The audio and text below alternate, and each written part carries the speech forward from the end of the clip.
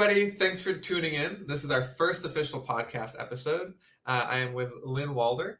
We met a year ago now, and I'm very excited to have you on. I apologize in advance for some of the bumps along the way. This is, again, our first episode, so patience as we progress. So Lynn, give us an intro. Who are you? What do you do? How did we end up on this conversation together? Yes. First of all, I just want to say thank you so much for having me. And I'm so grateful to be the first guinea pig on your podcast. Again, practice makes progress. It will just get easier and easier and easier after this. Even I'm still trying to learn on how to kind of integrate myself into the podcast. So again, grateful for the opportunity and so excited that you are launching this in order to spread awareness and kind of hear the in the moment, real authentic people's stories of those who have been affected by T1 diabetes. And thank you again for having us. A little bit about me. Again, my name is Lynn Walder. Hello to everybody out in virtual land there. And I'm here to share a little bit, not only about myself, but more about my journey within the T1 diabetes community as a parent of a recently diagnosed T1 diabetic child. I'm going to give this super tight synopsis of, I would say, mostly where I am now, because that'll play into some of the storytelling that I tell in a moment about when our life had the line in the sand of pre-diabetes versus post-diabetes.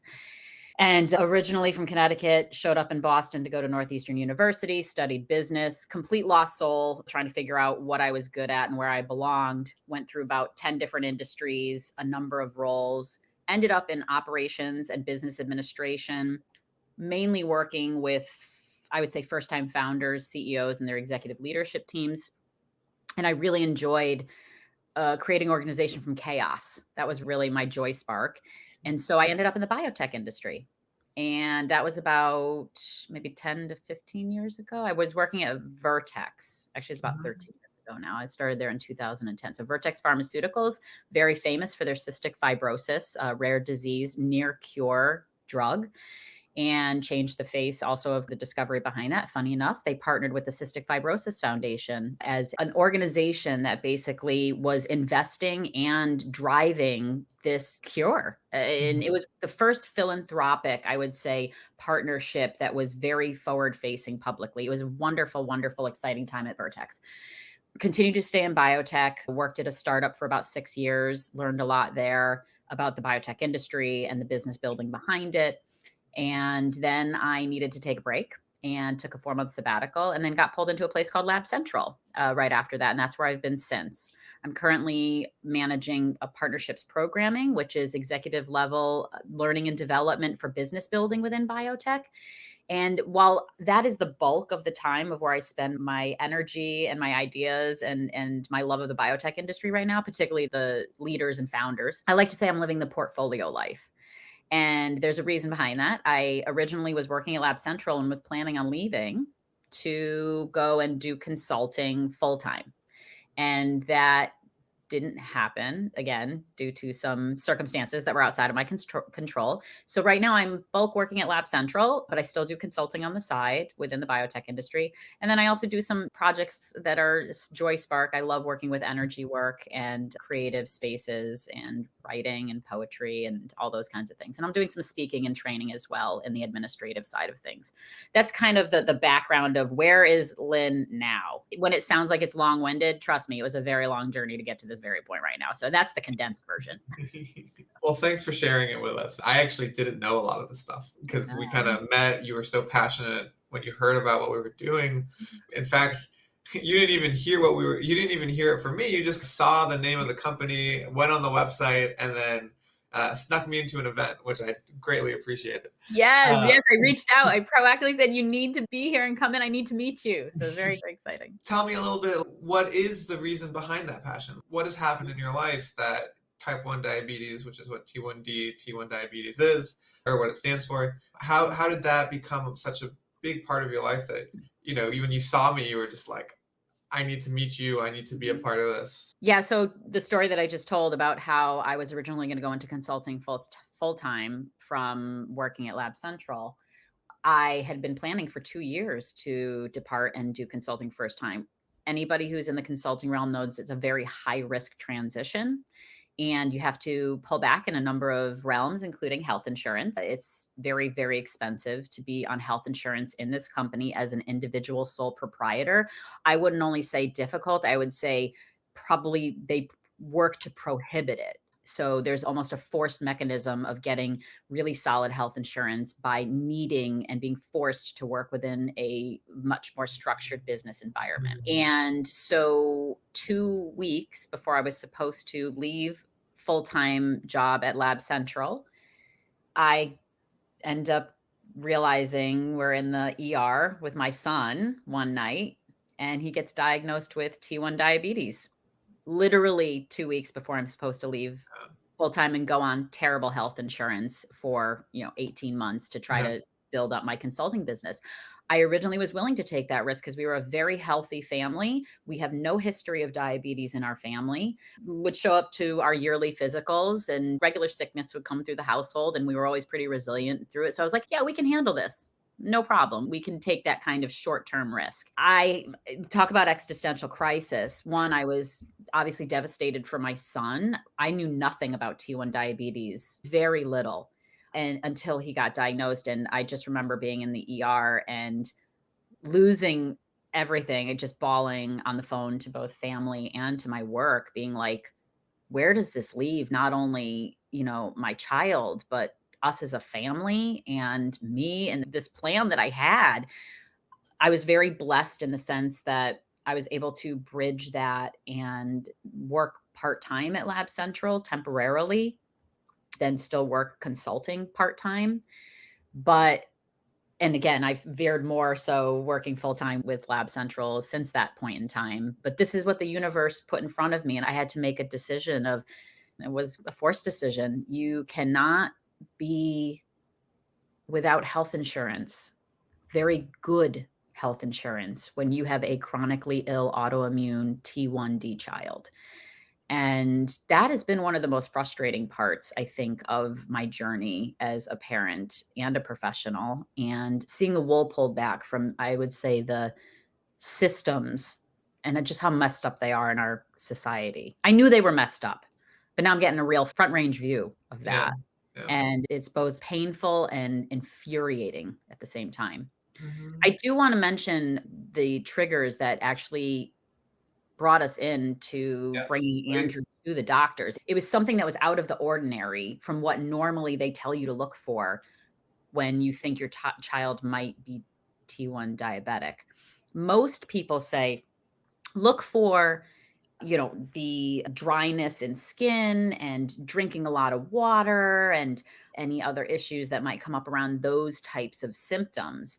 And we didn't have any of that, which was really interesting.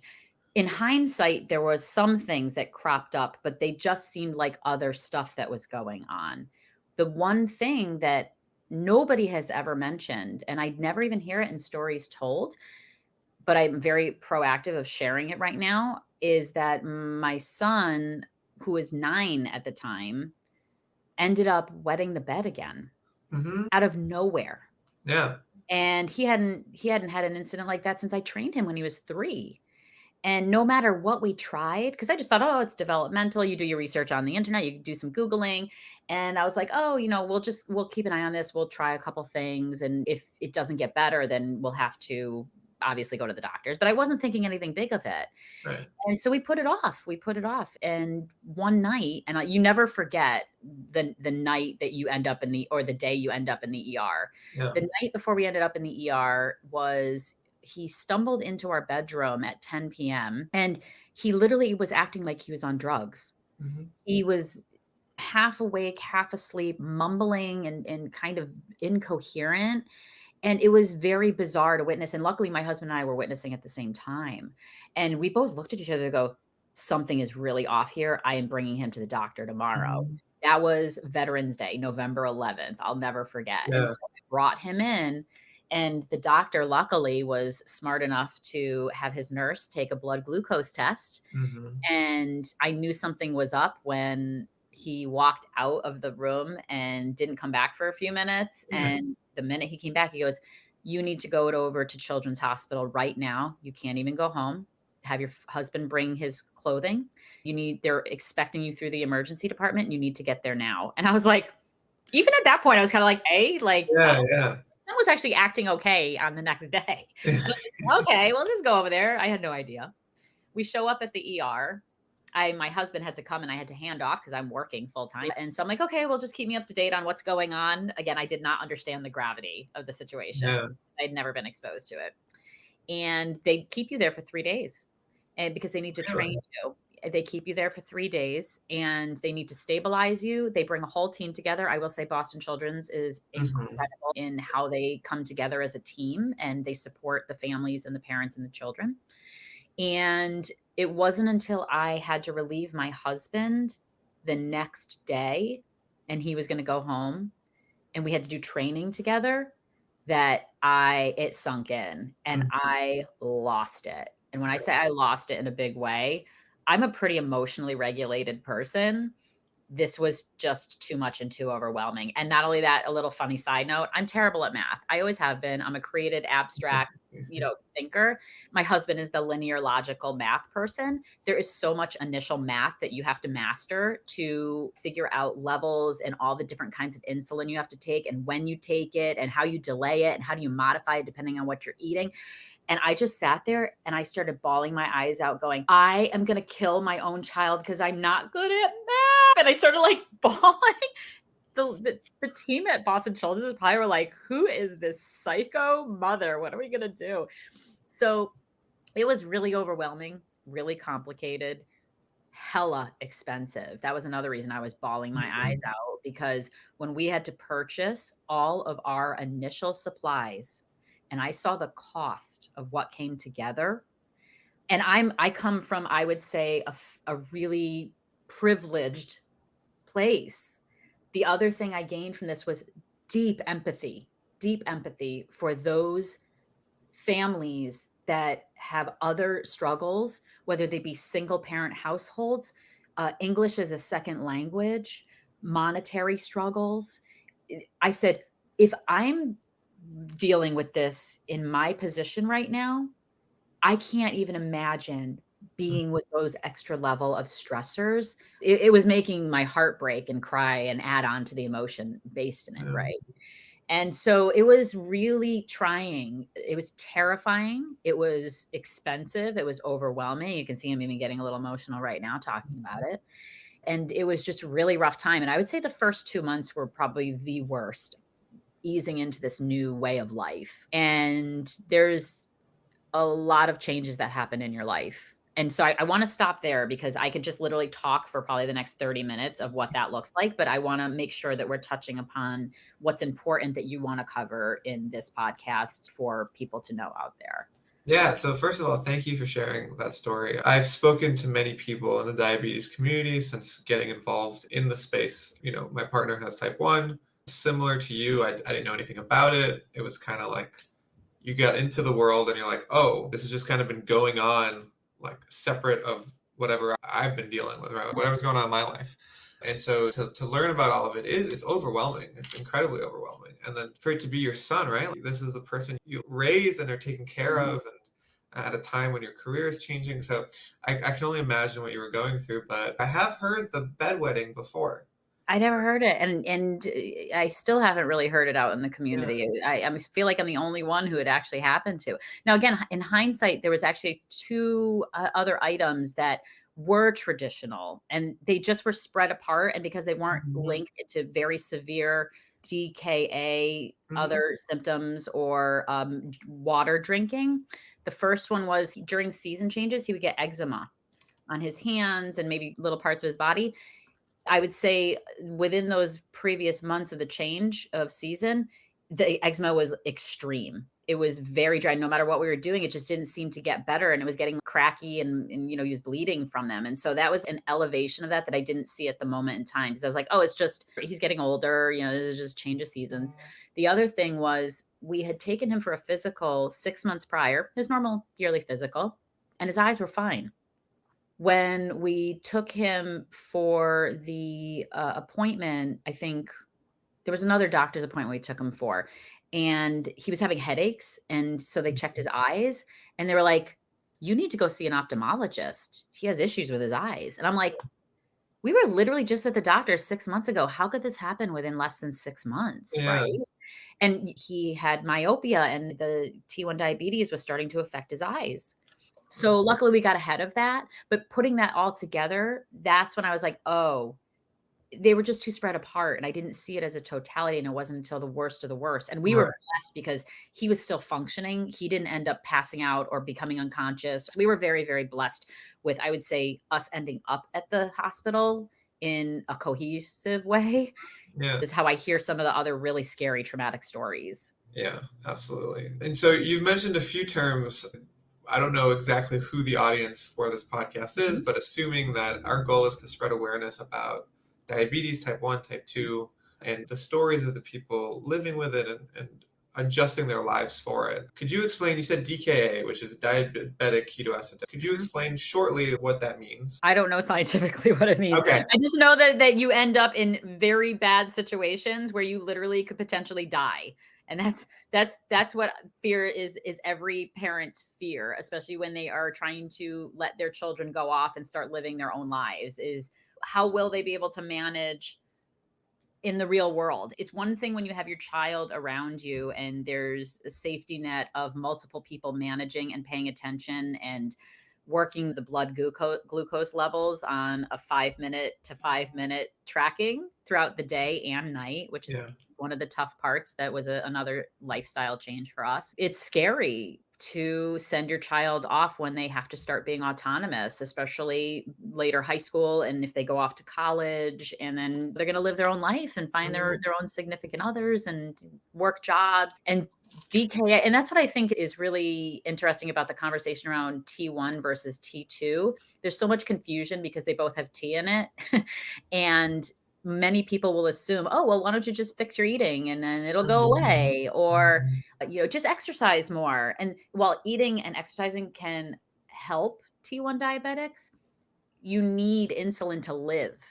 If you do not get insulin, the average amount of time you will live is fairly short. And when I say fairly short, I mean like a week or two. Mhm. So this is another reason when I hear of trauma and tragedy going on throughout the world, my heart goes out to those individuals who rely on medicine that keeps them alive. It literally is keeping them alive. And that's the differentiation. Your pancreas still makes some insulin, but it just gets processed in a different way where you have to modify your lifestyle or take medication. And again, there's different spectrums within the T2 as well. So I'm not diminishing that changes people's lifestyles or it doesn't cause other health issues. But I think the difference is that if you are without this medicine as a T1, you die. Yeah. Yeah. That's it. And so how did you adjust? Mhm. Andrew's 13 now. Yeah, he's gonna be 13, yeah. It's been almost 4 years. I'm Yeah, I would also say not sure. 3.5. Yeah, probably like 3.5. Yeah. We're right over that mark. Adjustment was really, again, the first 2 months, terrifying. I think a lot of us go into denial. No, this is the wrong diagnosis. We're gonna try everything. We're gonna explore. This is a mistake. We're gonna manage this without the use of insulin, which is what you hope you can do, but that's totally not how it works, or as little insulin as possible. I'm also grateful that my son was older when he got diagnosed because they force you to use syringes to give yourself all of your insulin for the first 6 months so that you get very skilled in again, the math and the calculations and the understanding Mhm. of how the mechanisms and the medicine work together.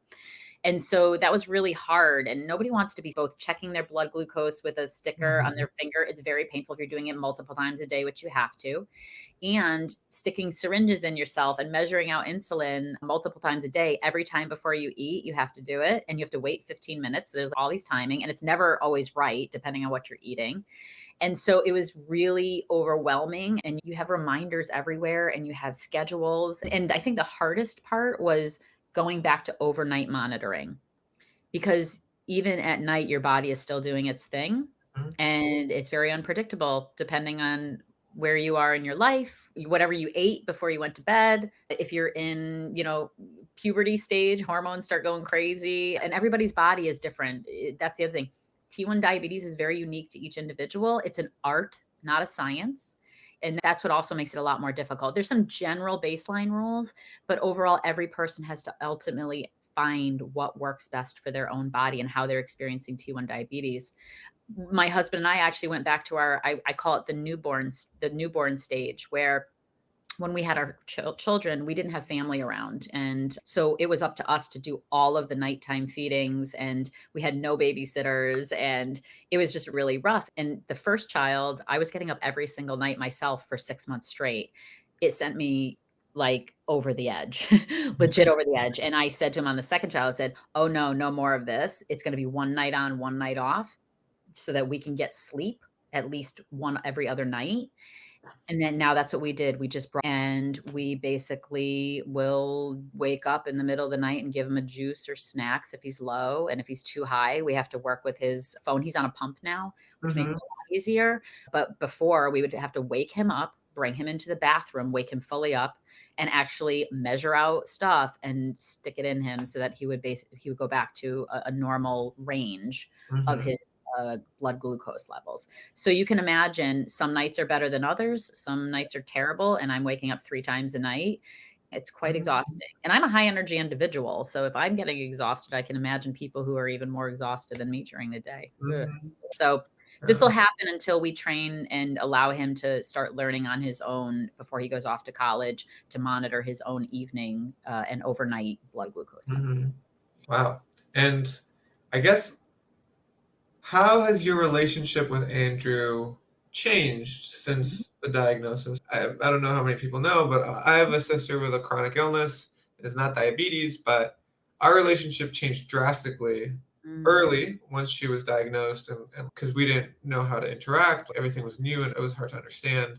I didn't know what she was going through, and there's just this veil.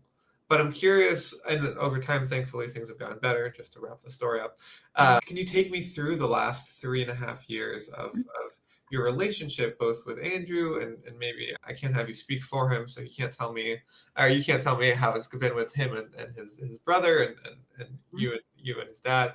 But Mhm. yeah, just Yeah. give us a little insight into that, because I think that relationship, I'm curious how it's evolved, but Yeah. also I think that is something that will resonate with a lot of parents who are new to this. Yeah, actually, and I can speak for my husband because we actually had this conversation about how our relationship has changed with Andrew and just the family dynamic, right? There's a lot of effort and a lot of energy and a lot of time that goes into managing something like this. And I do want to put a caveat that after about 6 months, when we started really getting our systems and understanding around how the disease worked and the mechanisms that we worked best for Andrew, it did start getting easier. Because I don't want to also make this like a full doom and gloom, because it's Yeah. terrifying when you first get diagnosed. It gets better and better and better with what we currently have at our disposal in order to manage the disease. That doesn't make it any less hard or any less emotional all the time, but it makes it a lot less stressful and a lot more manageable. So I wanted to just put that caveat out there. I think in the beginning, it was very stressful for all of us. And I Mhm. want to put a kudos out to my son. He is crushing it. He is such a warrior around this. And he's just so, well, it's not my identity. It's just part of my day to day now. And he tries not to make a big deal about it. And he's very responsible. He's very responsible with his maintenance. And so I just am really proud of him at such a young age to be stepping into that role. So I want to acknowledge that. It's not like that for all children. Some children really struggle with the diagnosis and how it ends up impacting their life and how they come and identify with the disease. Mhm. In reference to the family dynamics, it's actually made us a lot closer. First of all, we have to be in communication all the time. And we have to work with the tech across the day. And you're looking at tech in 5-minute increments because that's how quickly something can go awry. We've also built increased trust in him because, again, if he's able to manage and communicate and really be on top of his own disease, you really view your child in a different Mhm. light. It's been really wonderful actually for my husband and my son. I feel like they had a little bit of a disconnect before he got diagnosed.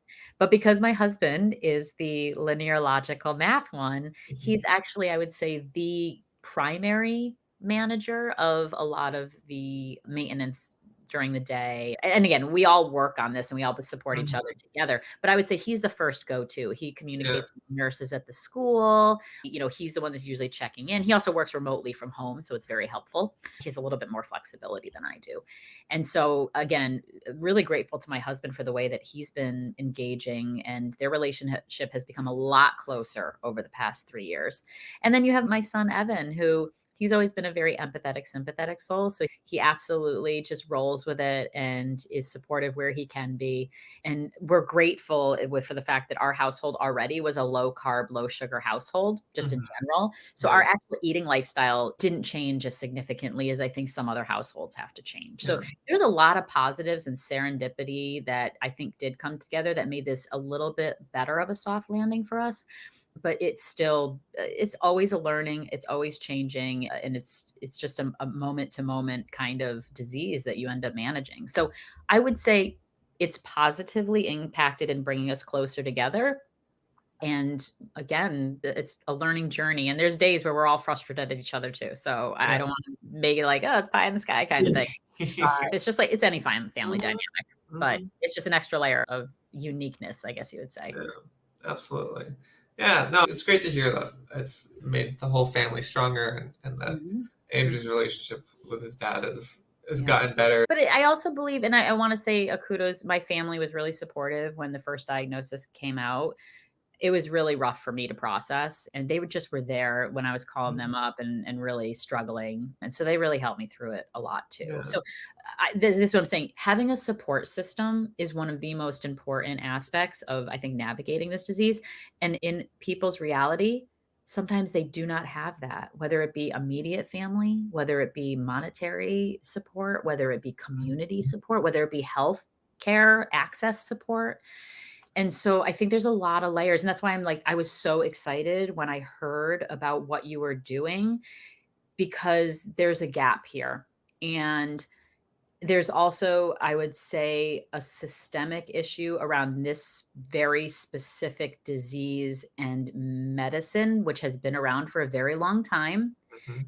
And I find to be exponentially, maybe even egregiously overpriced for how long it has been on the market and the amount of people that require this to actually live.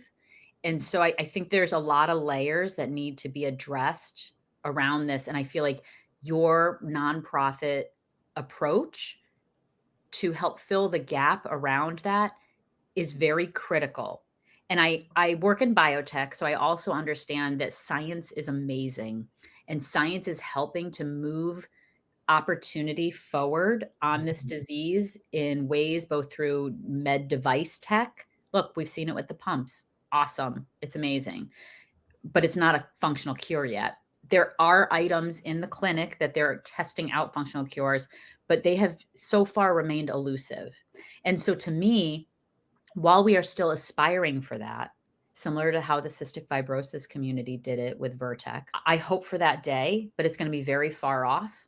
And during that time, how do we fill that gap in order to ensure that the struggles, the pains, and the very severe outcomes, if you do not have access to the medicine for this disease, is supported in ways that it's not being supported right now? And that's a real gap and a real thing that needs to be addressed.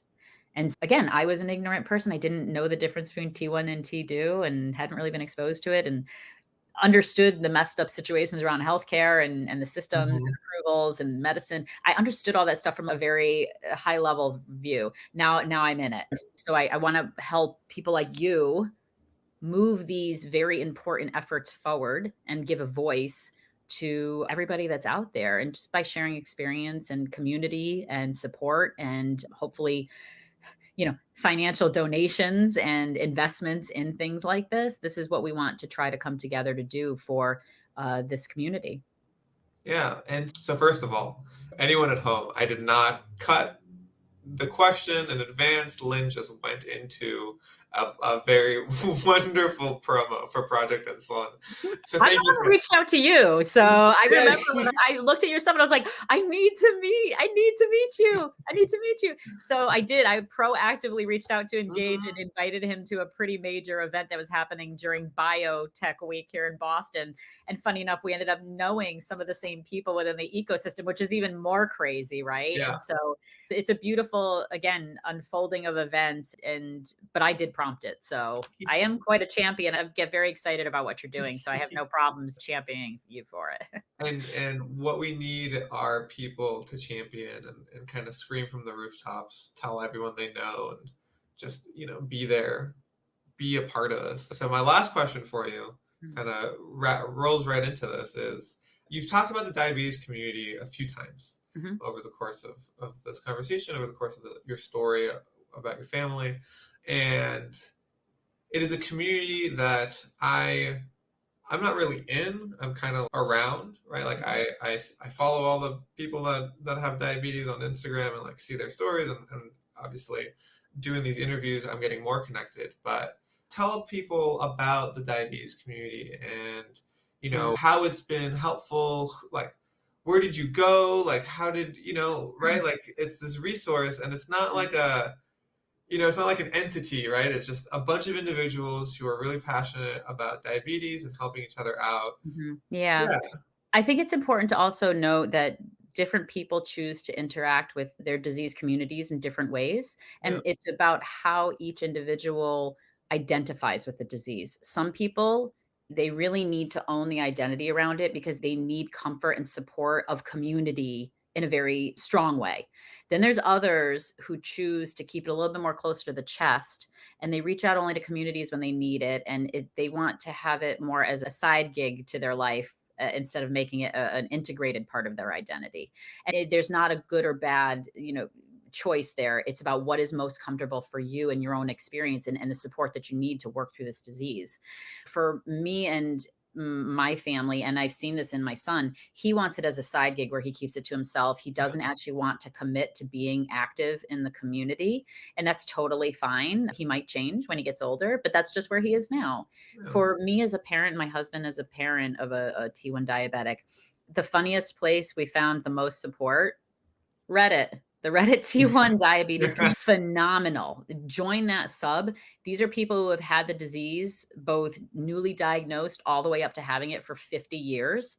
And because it's an art and not a science, the lived experience of these individuals is amazing. And there's also a lot of heartbreaking stories on there too. So you have to prepare yourself, but this is the reality and it's important for all of us to be there to support each other. So that is the most robust community that I check out every day. We belong to the Boston Children's Facebook feed, which always has some good stuff coming out about any clinical trials or supplies, med device, questions about health insurance coverage and getting creative and things along those lines. And even there's some sharing if somebody hasn't gotten their shipment in time, they Hmm. need that stuff and Right. they might not be able to get the prescription in time and it's very complicated. So we will actually help hold over and bridge the gap by sharing whatever and then we get back. So it's almost like a little system that is built in for safety of the community. Yeah. So Yeah. yeah, those are kind of the things that are going on for community based. Yeah. And it is a community, but I feel like a lot of disease areas, you need a community because only you know the lived experience and the ideas and the creativity and working through the struggles and there is a mental health struggle that comes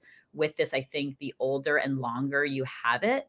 And so you need places to go where you feel safe and other people understand that in order to help pull you through those rough Mhm. times.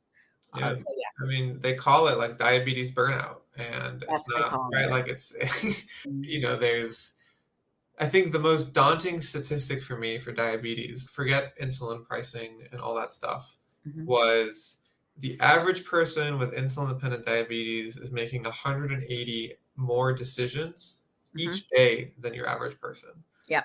I can't even fathom what that means. I've been trying, and if anyone has ideas, leave them in the comments, to create a video that visualizes needing to make 180 extra decisions every day. And I can't find one that's like succinct because it's like a complicated thing to show. But to me, it's just no wonder that but diabetes burnout is a real thing. And I totally understand why, just with that statistic alone. And then Mhm. that's without dealing with all the other things that happens with diabetes and the costs. Yeah, it's overwhelming, but there's hope and with, efforts like Project Insulin that are trying to shore up those opportunities from a community and an action perspective. This is what we hope for the future, the betterment and the eventual hopeful cure of T1 diabetes. This is what we Yeah. hope. Well, Lynn, this has been an amazing conversation. It has gone on a little bit longer than 20 minutes, 30 They minutes always we were do. They expecting. always do. But I really appreciate you coming on. I appreciate all your support, generally, not just on this podcast. And thank you for sharing your story, your son's story, and your family's story. For everyone listening, thanks for tuning in. And if you're interested in being interviewed or have a story to tell, message us on any of the social platforms. Yeah, and thank you. Thanks, everybody.